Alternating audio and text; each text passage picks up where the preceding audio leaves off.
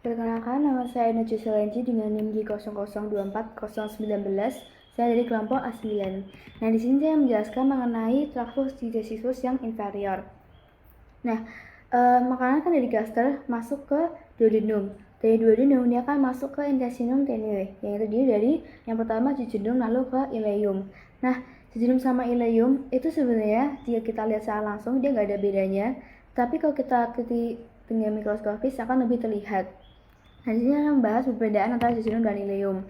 Pertama dari letaknya. Kalau jejunum itu kan lebih dekat sama bagian gaster, jadi dia lebih berada di regio umbilicalis. Sedangkan kalau ileum itu ada di bawah jejunum dan dia lebih ke kanan, jadi dia di kanan bawah dari cavum abdomen. Nah, kalau dilihat dari warnanya secara langsung, kalau masih fresh, itu kalau jejunum warnanya lebih merah gelap. Ini lebih gelap, lebih merah. Sedangkan kalau ileum warnanya lebih pucat atau lebih kayak pink muda. Diameternya juga lebih lebar dari jejunum dengan diameter 2-4 cm, sedangkan ileum hanya 2-3 cm. Dindingnya lebih tebal yang jejunum, terus fasa rekta lebih panjang yang jejunum. Fasa rekta dan arcades itu gambarnya kayak gini. Nah, bisa kita lihat ini fasa rekta, ini arkade. Nah, bagian sini ini kan jejunum, lalu yang ini kan ileum. Kita bisa lihat perbedaannya dari garis ini. Kalau yang di jejunum sesuai tabel tadi kita lihat fasa rektanya itu akan lebih panjang yang jejunum. Sedangkan tapi kalau arkades itu kayak tingkatan-tingkatan. Sedangkan fasa rekta itu yang lurus-lurus. Kalau di jejunum itu memang fasa rektanya lebih panjang, tapi arkadesnya lebih pendek, jadi menyesuaikan. Dan kalau ileum, karena fasa rektanya dia udah pendek, jadi arkadesnya lebih bersusun atau lebih banyak tingkatannya. Nah, kita bisa lihat yang ini. Kan kalau yang ini yang jejunum, dia lebih banyak yang panjang-panjangan. Sedangkan yang ke samping itu cuma dikit. Sedangkan kalau yang di ileum, kita bisa lihat dia lebih banyak yang samping. Nah, ini fasa rekta yang ini. Dia lebih pendek-pendek dibandingkan yang jejunum. Oke, lalu kita akan membahas mengenai penyusun atau bagian-bagian dari kolon atau intestinum crassum. Nah, jadi sebenarnya dari intestinum tenue yang ileum jejunum itu akan berlanjut ke intestinum crassum, di mana intestinum crassum itu sebenarnya dibagi jadi ada 3, yaitu kolon, lalu appendix sama cecum. Nah, kita akan membahas dari cecum terlebih dahulu. Cecum itu kayak pertemuan antara ileum dengan kolon. Nah, itu bagian sini. Ini ada cecum. Ini ileum, ini cecum. Nah, di sini itu ada ileocecal. Nah, ini bukaan yang nomor 1 ini di antara ileum dengan kalau masuk ke kolon. Dia akan menonjol atau bentuk seperti bibir di situ. Namanya vulva. Oke, lalu bagian kedua ada ini. Ini adalah appendix.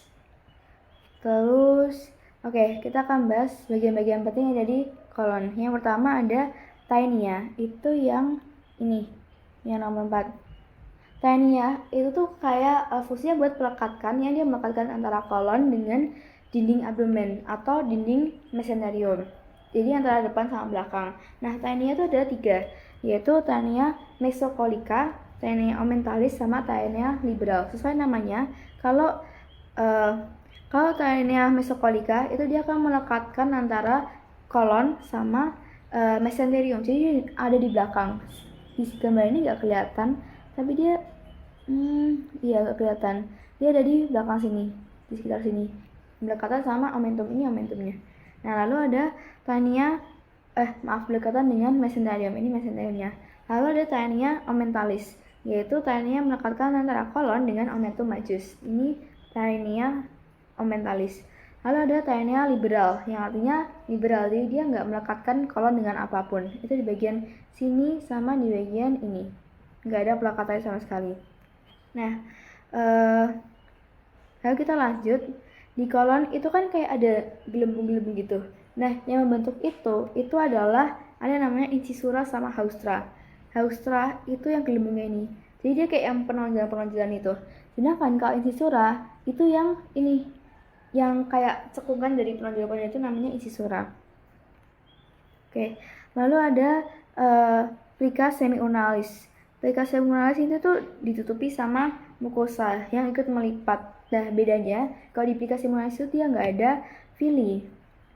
Lalu, oke, di sini nomor 8 ini dia kan kolon kan bentuknya bakal turun kayak gini. Itu namanya flexura.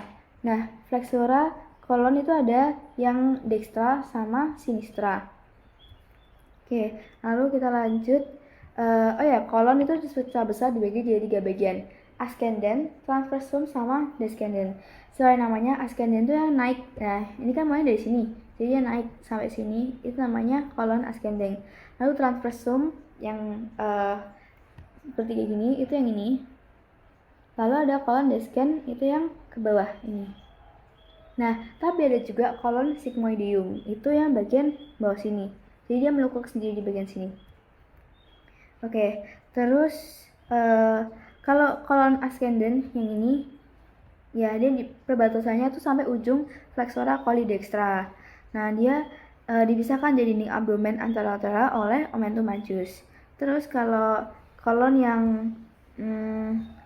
transversum itu pembatasnya adalah flexura coli dextra sama sinistra. Tapi kalau yang descend itu pembatasnya antara flexura coli sinistra sama di bagian sini ada pelvis. Oke, nah kalau yang kolon yang descend ini dia ada letaknya tuh di kuadran kiri, atas dan bawah. Karena dia panjang dari sampai bawah. Oke, lalu nah kita akan membahas mengenai ini lanjutan dari kolon descend lanjutan dari kolon sigmoid, itu adalah rectum dan anal. Nah, sisi luar dari recto anal ini dia ada flexura sacralis dan flexura perinalis atau flexura anorektal. Nah, kalau itu kalau kita lihat dari samping, dia sebenarnya bentuknya kayak S gitu. Kenapa dia bisa kayak gitu? Karena itu fungsinya buat menjaga kontinensi tinja melalui tonus otot puborectalis. Bentar. Nah, ini kita lihat gambarnya gini.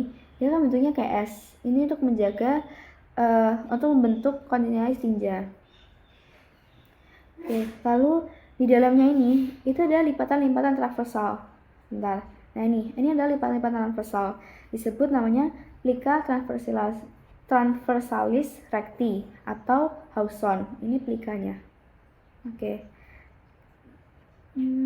Lalu zona transisi antara rectum dan anal. Ini kan sebenarnya nggak terlalu kelihatan, tapi dia itu ditandai oleh namanya linea anorectalis. Itu yang di sini. Ini adalah linea anorectalis. Area ini ciri-cirinya adalah adanya perubahan dari plica transversalis recti menjadi plica longitudinalis anal kanal. Nah, kita zoom di sini.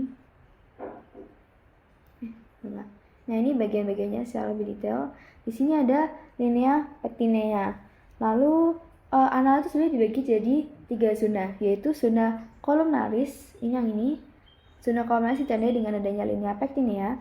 Lalu ada zona cutanea, ini udah termasuk dari kulit kita. Jadi kalau dilihat dari epitelnya, dia epitel squamous kompleks konifikasi.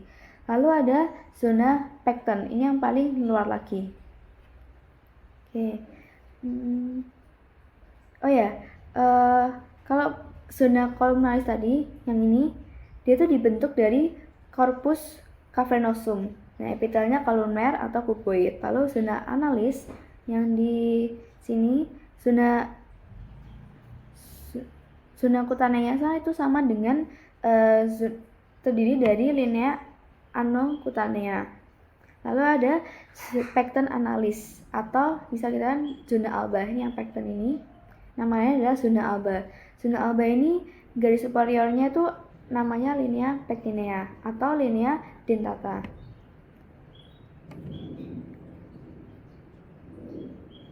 Oke, sekian dari saya. Terima kasih.